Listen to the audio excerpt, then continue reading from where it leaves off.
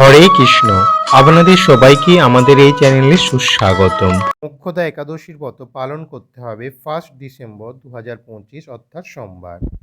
মোক্ষ দান করে বলেই এই একাদশীর নাম মোক্ষদা। ভারত, বাংলাদেশ সহ পৃথিবীর সকল স্থানেই এই মোক্ষদা একাদশীর ব্রত পালন করতে হবে 1 ডিসেম্বর 2025 অর্থাৎ সোমবার।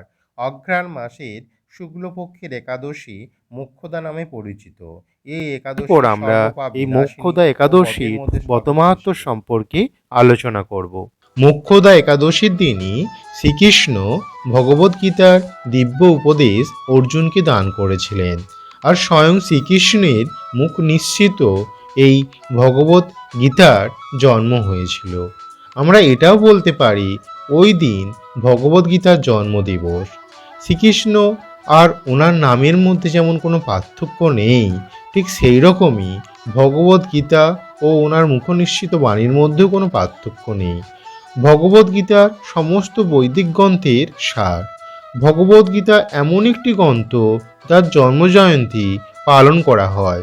আমরা যেমন আমাদের নিজস্ব জন্মদিন পালন করি, মা বাবার জন্মদিন পালন করি, ছেলে মেয়েদের জন্মদিন পালন করি, একটা সাড়ম্বরে ঘর সুন্দর করে ডেকোরেটিং করে নানা অনুষ্ঠান করে, ঠিক সেই রকমই আমরা গীতা জয়ন্তী মহোৎসব আমরা এক সুন্দরভাবে পালন করব। এরপর আমরা মোক্ষদা একাদশীর ব্রতমাহাত্ম্য সম্পর্কে আলোচনা করব। একবার মহারাজ যুধিষ্ঠির বললেন, হে পরম পুরুষোত্তম ভগবান শ্রীকৃষ্ণ, আপনাকে আমি বন্দনা করি। আপনি ত্রিলোকের সুখদায়ক, বিশ্বেশ্বর, বিশ্বপালক ও পুরুষোত্তম। আমার একটি সংশয় আছে, অগ্রহায়ণ মাসের শুক্লপক্ষের যে একাদশী তার নামই বা কি, বিধিই বা কি ও কোন দেবতা এই একাদশীতে পূজিত হন তা আমায় কৃপা করে বলুন। তদ উত্তরে পরম পুরুষোত্তম শ্রীকৃষ্ণ বললেন, হে মহারাজ, আপনি উত্তম প্রশ্ন জিজ্ঞাসা করেছেন, যার মাধ্যমে আপনার যশ চতুর্দিকে বিস্তৃত হবে। এখন এই একাদশীর কথা আমি আপনাকে বর্ণনা করছি, যা শোনা মাত্রই বাজপেয় যজ্ঞের ফল লাভ হয়। অঘ্রাণ মাসের শুক্লপক্ষের এই একাদশী মোক্ষদা নামে পরিচিত। সর্বপাপ নাশিনী ও ব্রতের মধ্যে সর্বশ্রেষ্ঠা এই একাদশী দেবতা শ্রী দামোদর তুলসী মঞ্জরি, ধূপ, দীপ ইত্যাদি উপচারে শাস্ত্রবিধি অনুসারে শ্রী দামোদরের পুজো করতে হবে। পূর্ব বর্ণিত বিধি অনুসারে দশমী ও একাদশী পালন করতে হবে। এই উপবাস দিনে স্তব স্তুতি, নিত্য গীত আদি সহ রাত্রি জাগরণ করা কর্তব্য। হে মহারাজ, প্রসঙ্গক্রমে একটি অলৌকিক কাহিনী আমি আপনাকে বলছি, আপনি তা মনোযোগ দিয়ে শ্রবণ করুন। এই ইতিহাস শ্রবণ মাত্রই সর্বপাপ ক্ষয় হয়। যে পিতৃপুরুষেরা নিজ নিজ পাপে অধর্জনী প্রাপ্ত হয়েছে, এই ব্রত পালনের পুণ্য ফলে বিন্দুমাত্র তাদেরকে দান করলে তারা মুক্তি লাভের যোগ্য হন। কোনো এক সময় মনোরম চম্পক নগরে বৈখানস নামে এক রাজা ছিলেন। তিনি ছিলেন সমস্ত বৈষ্ণব সদ্গুণী বিভীষিত। প্রজাদের তিনি পুত্রের মতো পালন করতেন। তার রাজ্যে বহু বেদজ্ঞ ব্রাহ্মণ বাস করতেন। রাজ্যের সকলেই ছিল বেশ সমৃদ্ধশালী। একবার রাজা স্বপ্নে দেখলেন যে তার পিতা নরকে পতিত হয়েছেন। তা দেখে তিনি অত্যন্ত বিস্মিত হলেন। পরদিন ব্রাহ্মণদের ডেকে বলতে লাগলেন, হে ব্রাহ্মণগণ, গত রাত্রিতে স্বপ্নে নরক যন্ত্রণা পিতাকে কষ্ট পেতে দেখে আমার হৃদয় বিদীর্ণ হচ্ছে। তিনি আমাকে লক্ষ্য করে বলতে লাগলেন, হে পুত্র, তুমি আমাকে নরক সমুদ্র থেকে উদ্ধার করো। তার সেই অবস্থা দেখে আমার অন্তরে সুখ নেই। আমার এই বিশাল রাজ্য, স্ত্রী, পুত্র কিছুতেই আমি শান্তি পাচ্ছি না। কি করি, কোথায় যাই, কিছুই বুঝতে পারছি না। আমার পূর্বপুরুষেরা মুক্তিলাভ করতে পারেন এমন কোনো পুণ্যব্রত, তপস্যা ও যজ্ঞের কথা আমাকে উপদেশ করুন, আমি তা অনুষ্ঠান করব। আমার মতো পুত্র বর্তমান থাকা সত্ত্বেও যদি পিতামাতা পূর্বপুরুষেরা নরক যন্ত্রণা ভোগ করতে থাকেন, তবে সে পুত্রের কী বা প্রয়োজন? ব্রাহ্মণগণ বললেন, হে মহারাজ, আপনার রাজ্যের কাছেই মহর্ষি পর্বতমুনির আশ্রম রয়েছে।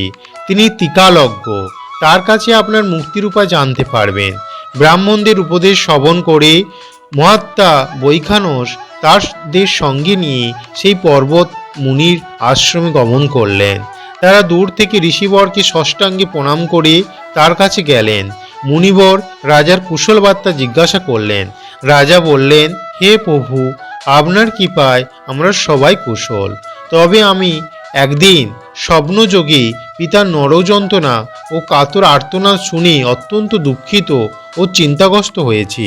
হে ঋষিবর, কোনো পুণ্যের ফলে তিনি সেই দুর্দশা থেকে মুক্তি পাবেন তার উপায় জানতে আপনার কাছে শরণাগত হয়েছি। রাজার কথা শুনে পর্বতমুনি কিছুক্ষণ ধ্যানস্থ হয়ে বললেন, হে মহারাজ, পূর্বজন্মে তোমার পিতা অত্যন্ত কামাচারী হওয়ায় তার এরকম অধোগতি লাভ হয়েছে। এখন এই পাপ থেকে মুক্তির উপায় বর্ণনা করছি। অঘ্রায়ণ মাসের শুক্ল পক্ষের মোক্ষদা একাদশী পালন করে সেই পুণ্যফল পিতাকে প্রদান করুন। সেই পুণ্য প্রভাবে তোমার পিতা মুক্তি লাভ হবে। মুনির কথা শোনা মাত্রই রাজা নিজ গৃহে ফিরে এলেন। সেই পবিত্র তিথির আবির্ভাবে তিনি স্ত্রী পুত্রাদি সহ যথাবিধি মোক্ষদা একাদশীর ব্রত পালন করলেন। ব্রতের পুণ্যফল পিতার উদ্দেশ্যে প্রদান করলেন। ওই পুণ্যফল দানের সঙ্গে সঙ্গে আকাশ থেকে পুষ্প বৃষ্টি হতে লাগলো। হে পুত্র, তোমার মঙ্গল হোক। এই বলতে বলতে বৈখানস রাজার পিতা নরক থেকে মুক্ত হয়ে স্বর্গে গমন করলেন। হে মহারাজ যুধিষ্ঠির, যে ব্যক্তি মঙ্গলদায়িনী মোক্ষদা একাদশী ব্রত পালন করে তার সমস্ত পাপ বিনষ্ট হয় এবং মৃত্যুর পর মুক্তি লাভ করে।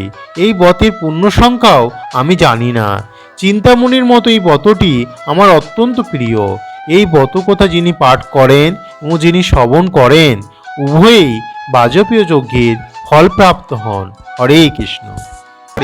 এই ব্রতের মাহাত্ম্য প্রসঙ্গে বলা হয়েছে যে এই তিথিতে পবিত্র তীর্থস্থান সমস্ত তীর্থস্থানের ফল পাওয়া যায়। সারা বছরের পুজোর ফল কেবল এই ব্রত পালনে লাভ হয়। এই দিনে একবার মাত্র ভগবানের নাম জপে 1000 বার জপের ফল অর্জিত হয়। এই তিথিতে দান, বৈষ্ণব ভোজন, হোম, উপবাসে 1000 গুণ বেশি ফল লাভ হয়ে থাকে। একাদশী করলে পারণ তার পরের দিন নির্দিষ্ট সময়ের মধ্যেই করতে হয়। আর ওই দিন সকাল সকাল ঘুম থেকে উঠে অর্থাৎ ব্রাহ্ম মুহূর্তে ঘুম থেকে উঠে প্রাতকর্ম সেরে স্নান করে ভগবানের মঙ্গল আরতি দর্শন দেখিয়ে আর পারণ মন্ত্র বলে, পারণ মন্ত্রটা হচ্ছে অজ্ঞান তিমিরান্ধস্য বত না নেন কেশব প্রসিদ সম্মুখ না তো জ্ঞানোদৃষ্টি পদভ্রব।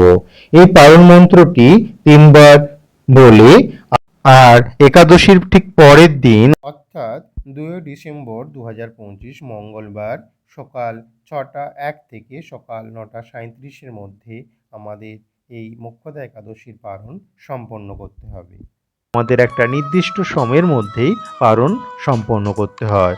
আমরা যে পঞ্চশস্য বর্জন করেছিলাম তা ভগবানকে নিবেদন করে আর পঞ্চশস্যের কোনো একটা খাদ্য গ্রহণ করে আমরা একাদশীর ব্রত সম্পূর্ণ করব। আর ওই দিন ব্রাহ্মণকে ভোজন এবং উপযুক্ত দক্ষিণা দান করতে পারলে খুবই ভালো হয়। হরে কৃষ্ণ। এই ছিল আজকের ভিডিও। যদি আপনাদের এই ভিডিওটি ভালো লেগে থাকে তবে অবশ্যই লাইক, কমেন্ট এবং শেয়ার করতে ভুলবেন না এবং আমাদের চ্যানেলটিকে সাবস্ক্রাইব করে আমাদের পাশে থাকুন।